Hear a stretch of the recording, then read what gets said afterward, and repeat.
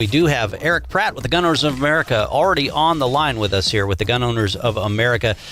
Erich, thanks for joining us this morning, especially with the reaction to this news from Walmart yesterday. First off, what's your reaction from the Gun Owners of America? Hey, Aaron. Well, thanks for having me. It's disappointing to see this. I mean, Walmart is obviously succumbing to the anti-gun hysteria in the country, and really they're ignoring the fact that guns are used more often to save lives than to take life. Heck, good guys and gals with guns have stopped many armed shooters at Walmarts around the country. And so, Walmart is actually ignoring this fact. I mean, there was even one in Washington State last year. A guy used his gun to shoot and kill an armed gunman who had injured a couple of people in the store. And so there have been several examples like that all around the country, all through the years. What is for certain, this decision by Walmart to restrict gun and ammunition sales, it's going to have the opposite effect. It's moving Walmart more towards creating defense-free zones, and it's not going to make people safer. Yeah, I was sharing a little bit earlier that story out of Washington State, kind of in our neck of the woods earlier this morning as well. And I had a great conversation with a caller last hour who made the point, look, it's Walmart, it's private property, it's their own business, they can do whatever they want to here. But look, at the end of the day, this is why I'm so opposed to what Walmart is doing, is because they're fueling the anti-gun propaganda. And by doing so, they are threatening the Second Amendment rights of all Americans in the process, of their very customers. No, you're absolutely right. I mean, look, if they were really going to go after things that were causing more death, it would make more sense to target cars and doctors. More people die by car accidents. More people die actually by negligent mistakes of doctors. I mean, 7 times as many negligent mistakes that result in death through doctors than firearms death. And yet, what's interesting? You see both at Walmart. You see cars. You see doctors. And yet they're killing more people. But Walmart's not closing down the doctors' walk-in clinics at Walmarts around the country. They're not banning cars from the parking lot.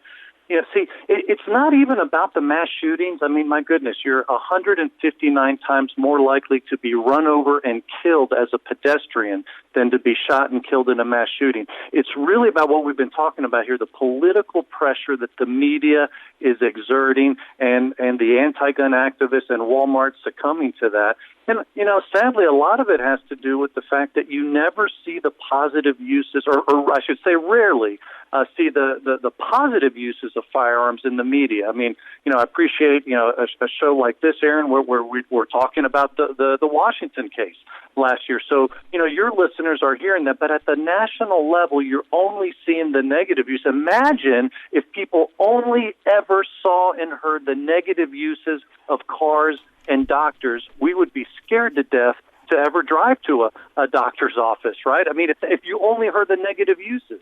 Yeah. Well, and your auto parts reference, the Babylon Bee has this satirical piece, which Walmart to ban auto parts sales because cars are used in tragedy after tragedy all over the country. I mean, which makes a really good point here. But also there was this study. Okay, if they're really concerned about safety of people inside their stores, okay, creating some version of a gun-free zone only puts their customers at more risk, for one, but two, why don't they? They make a lot of money at Walmart. Why don't they invest in their own security guards if they're that concerned about security, instead of fueling an effort, a gun control push that will only make people less safe? Well, you're right. It will make people less safe, and we see that of all the mass shootings in the country that dating back to the 1950s, over 90% of them occur in gun-free zones, in defense-free areas. And that's a real problem. I mean, these criminals, they may be evil, but they're not stupid. They target places where good people can't defend themselves. And sadly, what we're seeing here, while they're not totally a gun-free zone, Walmart hasn't totally gone and close that loop, because people can still conceal carry, although quite frankly it would be hard to stop that because it is concealed carry. But so they're not totally a gun-free zone. They're certainly moving that direction. And they've been tightening the noose over the years, limiting freedom. And it wouldn't be surprising to me if, a couple of years from now, we actually see them just totally done with firearms and say, hey, you can't even carry in stores. I hope that never happens, but, that's the direction they're headed. Well, in another story we talked about yesterday on the show, there was this op-ed in the LA Times by a couple professors that pointed out that because the other angle we've seen with these mass killers is that they desperately crave attention and publicity. And this op-ed in the LA Times said that these mass killers get $75 million worth of free publicity from the mainstream media whenever they commit these mass attacks.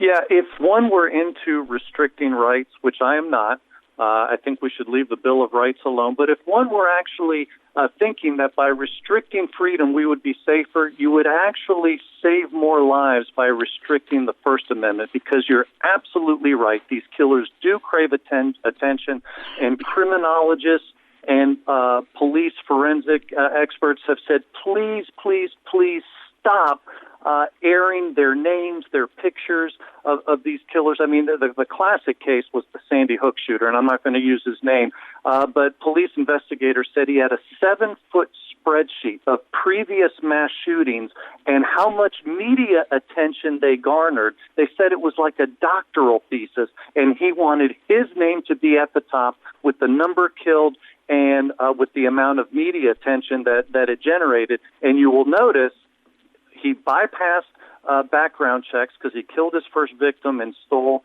her firearm. So certainly no background check in the world would have stopped that. And he targeted a gun-free zone. Well, and look at Chicago. They had 35 shootings just over Labor Day weekend alone. I don't hear a lot of people asking the question, where did they get those guns? How did they get those guns? Because there's already massive gun control laws in effect in the city of Chicago. And that's why we're not hearing about Chicago. Yeah, dozens of people shot, 8 people died, so that was certainly more than died, tragically in that Midland Odessa rampage. But yeah, I mean, we're not hearing about Chicago because it doesn't serve the gun controllers' purposes. Because obviously these people are bypassing the laws. They're getting their guns illegally on the streets, as most criminals do. So gun control has been completely ineffective, and we see that so clearly in Chicago. So what does the media do? They just simply ignore it. What do you think Walmart is thinking here? Why are they caving, or is this a strategic decision? Do they no longer see their customer base as middle America, as regular Americans who love their Second Amendment rights, especially when they saw how badly this backfired on Dick's Sporting Goods, for example, and how much revenue Dick's Sporting Goods lost as a result? Yeah, that's a great point. Honestly, I think you've got business people who have virtually no familiarity with firearms or ammunition. I mean, consider their statement that they're discontinuing the sales of short-barreled rifle ammo. I mean, anybody who knows anything about guns knows that that's a ridiculous, amateurish, nonsensical statement, because there's just ammunition. Any ammo can fit a long-barreled rifle or a short-barreled rifle. And speaking of short-barrel rifles, I mean, when you actually invoke that term, that's a technical term. Any rifle that has a barrel of less than 16 inches is considered an SBR, or a short-barreled rifle, and it's highly regulated by the federal government under the NFA. That's the National Firearms Act. I think I can accurately say there is no Walmart in the nation that is selling SBRs. So I really think these decision makers at Walmart are just clueless when it comes to fire. I mean, maybe they have some handgun that was gifted to them, handed down to them.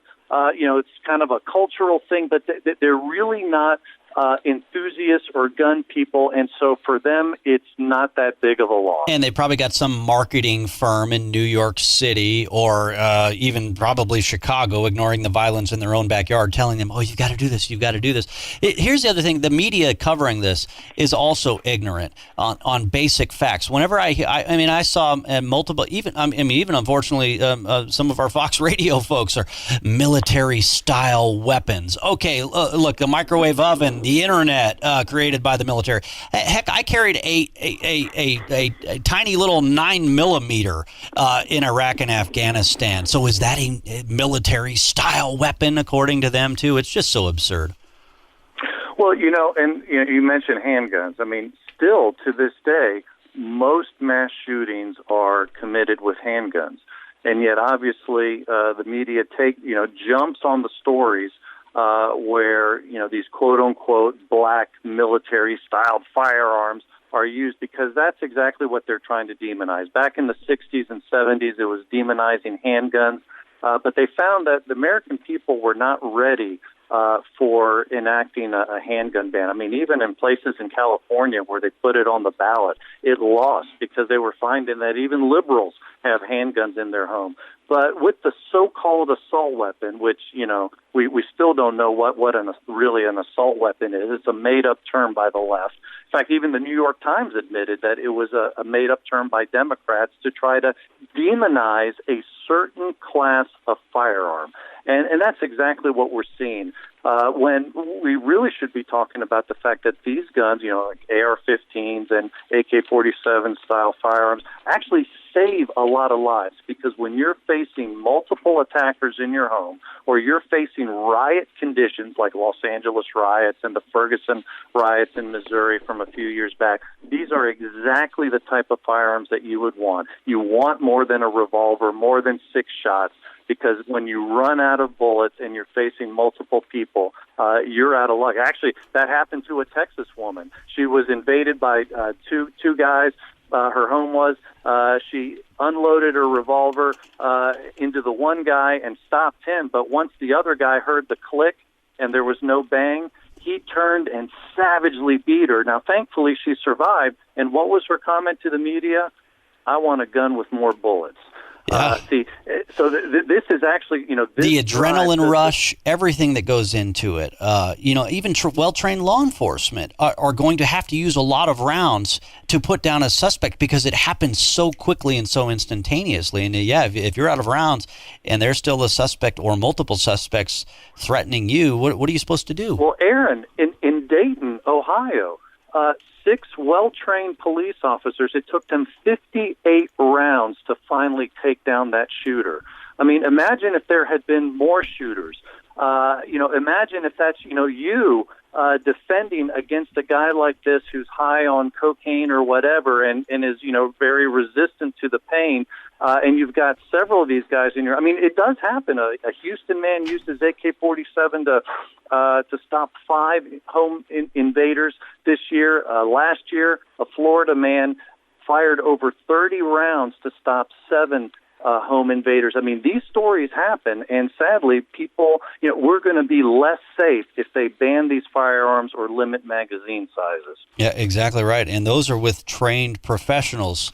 I mean, imagine it, like you say, if that was just you or your wife or your daughter home alone and ending up with one of these home invasions. And we've certainly, I mean, I know our law enforcement here in Montana have had to deal with some meth-fueled psychopath, and the taser isn't necessarily going to work, and a limited magazine isn't going to work either.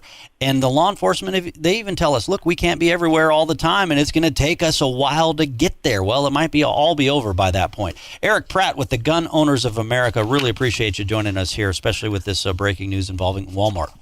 You're welcome, Aaron. I hope people will go to our website at gunowners.org. We've got alerts there because there's a battle brewing for our rights in Washington, D.C., so people need to take action. All right. And tell our friend Tim Macy to bring you back here hunting with you next time he comes to town as well. I know.